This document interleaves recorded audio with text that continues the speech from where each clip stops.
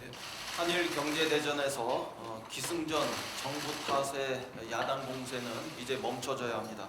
사태의 본질은 명백히 일본 정부와 아베 수상의 무리한 경제 도발이었음이 점점 분명해지고 있습니다.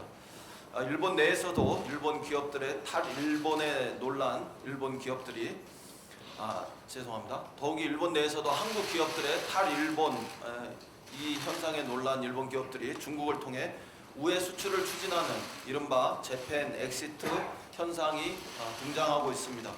마이니치 신문은 일부 정부 관계자도 수출 규제 조치에 거센 후폭풍만을 초래했다고 상황의 오판을 인정했다는 기사를 보도했습니다.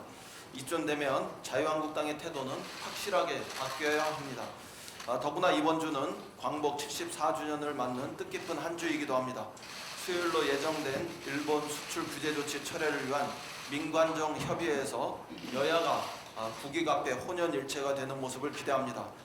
당면한 일본 경제 침략 행위를 넘어서는 성숙한 결과를 우리 정치권이 만들어낼 수 있기를 기대합니다. 대외 경제 여건의 악화에 따른 경제 불안 심리를 야당은 과도하게 유포하고 또 무책임하게 선동해서는 안 됩니다.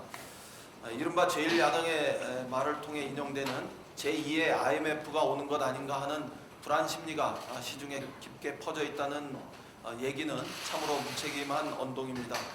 오늘의 한국 경제는 미중 무역 마찰로 중장기적 어려움에 처한 것은 사실이지만 다른 어떤 나라에 비해서 튼튼한 펀더멘털을 유지하고 또 헤쳐나갈 잠재력을 갖추고 있습니다.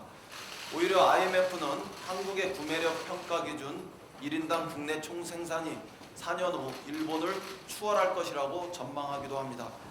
네티즌들께서도 정기 평가를 위한 IMF의 방문을 마치 제2의 IMF 위기가 조성되고 있어서 실사단이 극비리에 한국을 방문한다는 식의 이런 인터넷상의 글을 또 동영상의 유포를 차단하시고 야당을 비롯한 이런 무책임한 행위에 관계된 분들은 그 활동을 즉각 중단해 주실 것을 강력히 촉구합니다.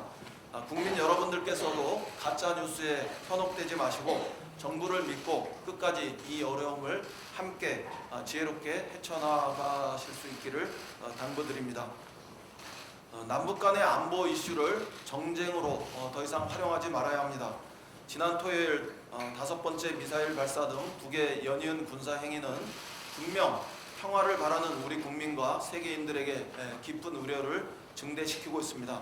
우리는 거듭 북의 일련의 군사 행위가 한반도 평화는 물론 구체적으로 북미 관계 개선과 남북 관계 개선에 전혀 도움이 되지 않는다는 점을 분명히 지적하고 강한 유감을 표명합니다. 초등학교 산수 문제처럼 알기 쉽게 딱딱 맞아떨어지는 것은 아니지만 한미 군사 연합훈련이 끝나면 재개될 북미 간의 실무회담 등에서 긍정적 성과를 도출할 수 있기를 기대합니다. 지금은 한반도 평화를 진척시키는 데 있어서 매우 중대한 국면이 새롭게 조성되고 있다고 저는 평가합니다. 이런 점에서 북의 당국도 정부 차원은 물론이고 민간 차원에서 중단된 교류와 협력을 재개하고 확대하는 등의 남북관계 개선에 이제는 전향적으로 나설 것을 촉구합니다. 우리는 다시 본격적인 대화와 또 협력의 길을 모색할 수 있어야 합니다. 야당도 이러한 국가 차원의 중대 안보 이슈 국면이 조성되는 이 상황을 받아들이고 근거 없는 불안감만 조성하는 반복적인 당리당략의 길을 이제는 중단하실 것을 요구합니다. 평화를 수용하는 성숙한 보수혁신의 길로 나서서 국민과 함께 만드는 평화의 길에 보수야당도 동참할 수 있기를 정중하게 초대합니다. 당면한 인사청문회에서 성숙한 정치 문화를 선보일 수 있어야 합니다. 아시다시피 지난주 개각 발표에 이어서 금주 중에 국회로 인사청문회 요청안이 제출되어 올 것으로 보입니다. 그러나 처음부터 누구는 절대 안 된다는 시각으로 임하는 자유한국당을 비롯한 일부 야당의 태도는 국민의 시각과는 동떨어져 있다는 점을 지적합니다. 게다가 법치주의 종언, 좌파 독재, 신독재 완성, 검찰 도구화라며 지명 철회를 요구하는 논리는 막무가내에 해당합니다. 오히려 오히려 과거의 낡은 권력기관에서 새로운 국민의 기관으로 거듭나라는 사법개혁에 대한 국민의 명령은 분명해 보입니다.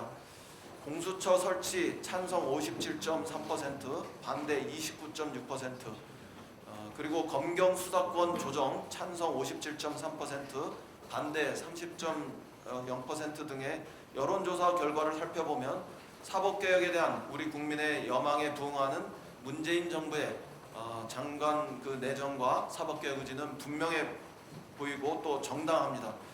당리당략을 떠나 오직 국민의 눈으로 청문회가 진행될 수 있기를 기대합니다. 지금까지 경험해보지 못한 인사청문회의 성숙한 정치 문화가 펼쳐질 수 있기를 거듭 기대합니다. 이상입니다.